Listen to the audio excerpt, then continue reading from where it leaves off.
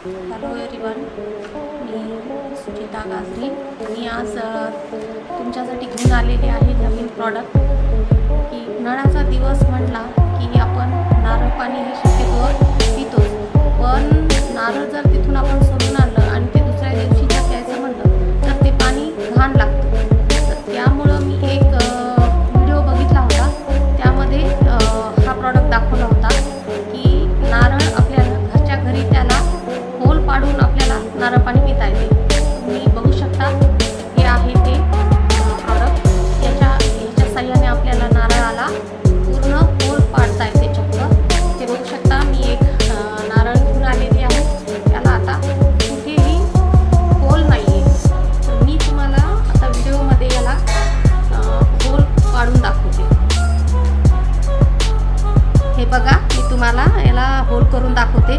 हे अशा रीतीने ह्याच्यामध्ये घालायचं आणि असं गोल गोल फिरवायचं. हे पहा, पूर्ण आतमध्ये जाते आणि ह्याला छान होल होते. आणि ह्याला उलटं फिरवलं की हे बाहेर येते.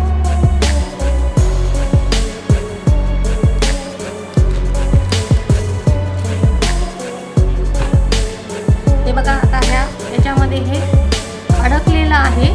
तर हे काढण्यासाठी हे आपल्याला त्यांनी एक प्लास्टिकचं हे दिलेले, हे याच्यामध्ये असं घालायचं आणि हे असं दाबलं की हे निघून जाते. आता तुम्ही बघू शकता, हे बघा, हे नारळाला छान होल झालेला आहे. आता मी यामध्ये तुम्हाला स्ट्रॉ टाकून दाखवते. हे पहा, यामध्ये छान स्ट्रॉ जात आहे मस्त. आणि आता हे पण नारळ पाणी पिऊ शकतो. हे बघा, किती छान नारळ पाणी पिता येते आपल्याला. यायला नारळ पाणी त्याच्यातून, आणि याला खूप छान चित्र झाले. आणि हे स्ट्रॉ ह्याच्यामध्ये बसायला छान. हे प्रोडक्ट छान आहे, तुम्ही घरच्या घरी